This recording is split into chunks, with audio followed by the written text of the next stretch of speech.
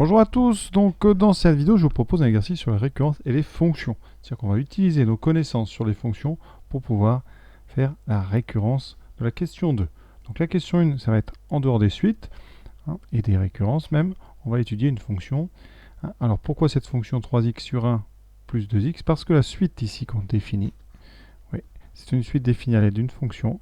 Un plus 1, c'est tout simplement l'image de un par la fonction d'expression f de x égale, vous voyez, 3x sur, ici, 1 plus 2x. Vous pouvez vérifier en remplaçant un, x par un, on tombe bien sur l'expression qu'on nous donne. Donc voilà pourquoi cette question 1, eh bien, on va déjà regarder un petit peu la fonction.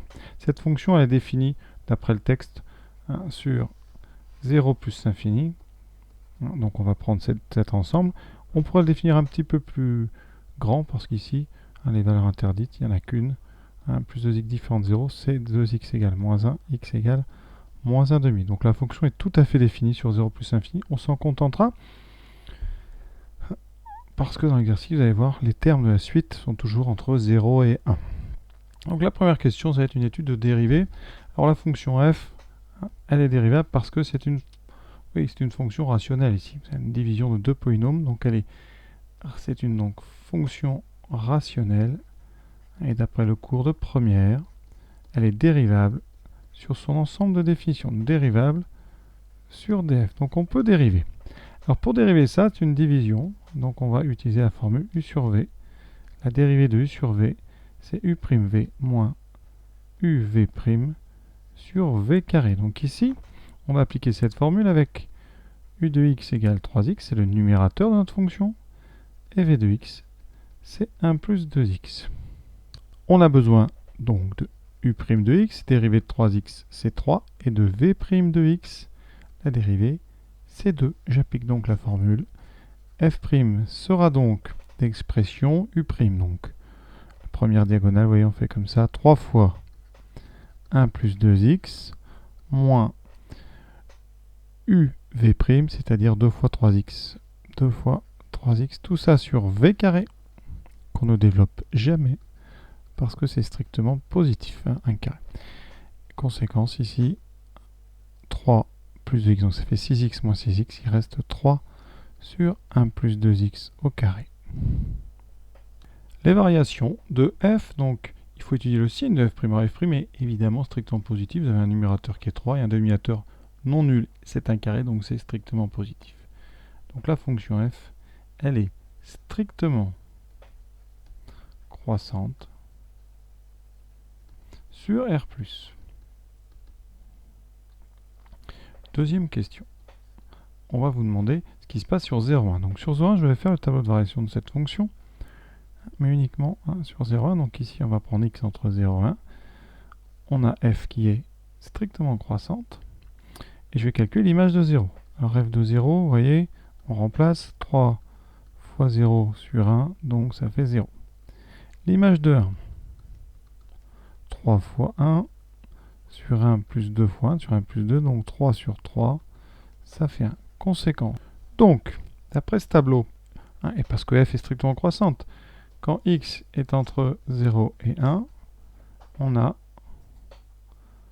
ça implique le fait que l'image de x est entre l'image de 0 et l'image de 1.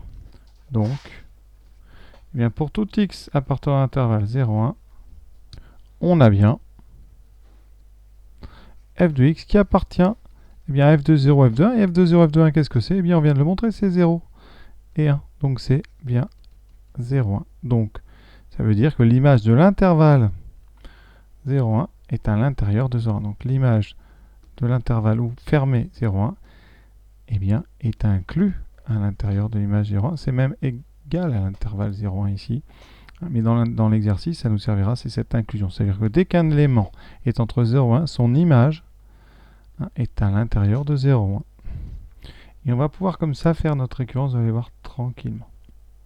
Donc on va montrer par récurrence que, quel que soit n entier naturel, u de n appartient à l'intervalle 0, c'est-à-dire qu'il est entre 0 et 1. L'initialisation, elle, comme d'habitude, est important mais facile. Donc on va faire ça au rang n égale 0, puisqu'on veut n appartenant à n. Qu'est-ce qu'on a? U0 dans le texte, c'est très important, 0,7. Donc, U0 appartient bien à l'intervalle 0. Jusque-là, donc vrai au rang n égale 0. Pour l'hérédité, on suppose donc, comme d'habitude, que pour un certain rang, que moi j'appelle K, certains l'appellent N, je répète, certains l'appellent P, voilà. On va prendre un certain rang K. On a donc la propriété qui est vraie, donc ça veut dire que UK appartient à l'intervalle 0,1. Et nous, ce qu'on veut, évidemment, c'est montrer, l'objectif, ça c'est important, objectif, eh bien montrer que UK plus 1, le terme suivant, appartient lui aussi à l'intervalle 0,1.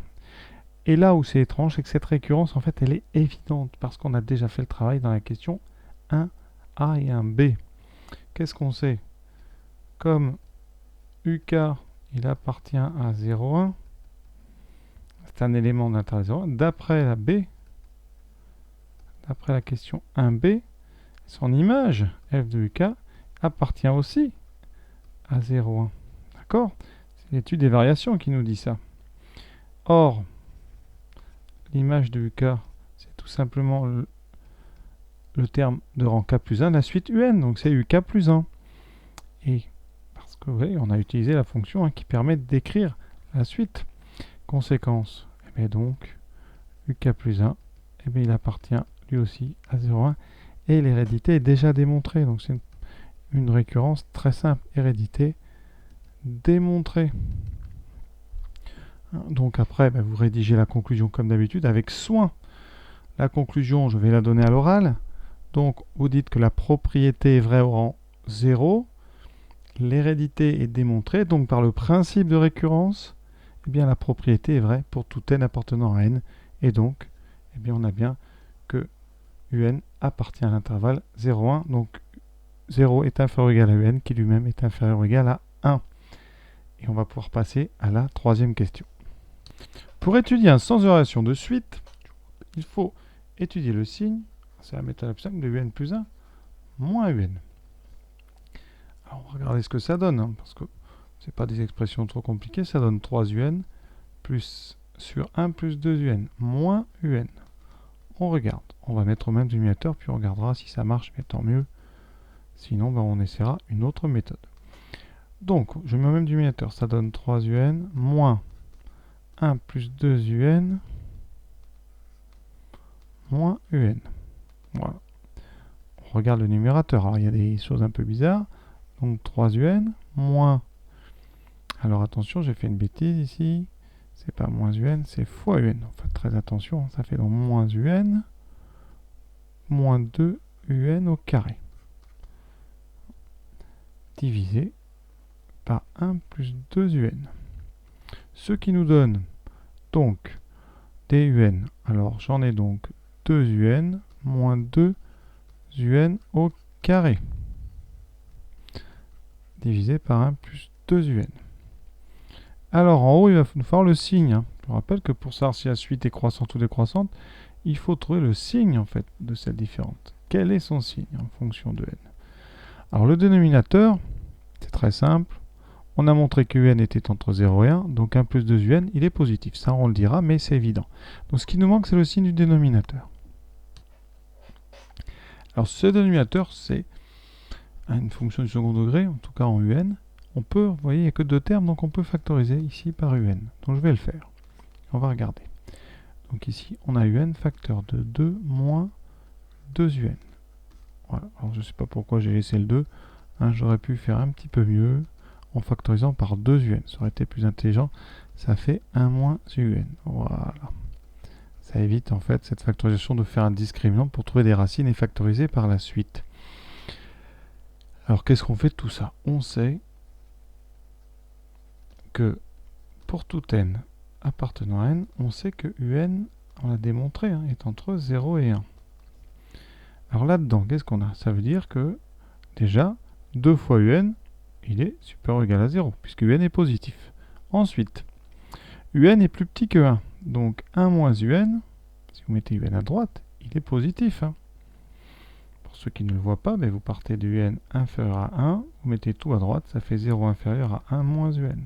Donc 1 moins un est positif ou nul. Troisième chose, comme un est positif, 1 plus 2un est supérieur ou égal à 1. Donc c'est strictement positif. Ces trois choses-là, donc, qu'est-ce qui se passe? Votre expression entière ici est constituée de facteurs positifs. Donc 2un fois 1 moins un sur 1 plus 2un est positif ou nul. Et la conséquence est donc, c'est que un plus 1 moins un est supérieur ou égal à 0 pour tout n. Et ça, on sait bien que ça correspond à une suite croissante. Pourquoi? Je vais vous le dire pourquoi. Parce que si un plus 1 moins 1 est supérieur ou égal à 0, et bien la ligne suivante, très importante, c'est que un plus 1 est plus grand que un. Vous voyez, il suffit d'ajouter des deux côtés un. Donc pour tout n appartenant à n, vous avez montré qu'un terme est plus grand que son précédent. Et ça, par conséquence, eh bien, ça veut dire que la suite un, elle est croissante. Voilà. Et donc, on a son sens de variation, elle est croissante. Donc voilà, on a terminé cet exercice. J'espère que ça vous a plu. Vous voyez, un exercice important parce qu'on utilise à la fois les fonctions, les dérivés, et la récurrence. Donc on mélange suite et fonction. Donc assez intéressant en tout cas. Ça peut être un bel exercice au bac. C'est du grand classique. Voilà.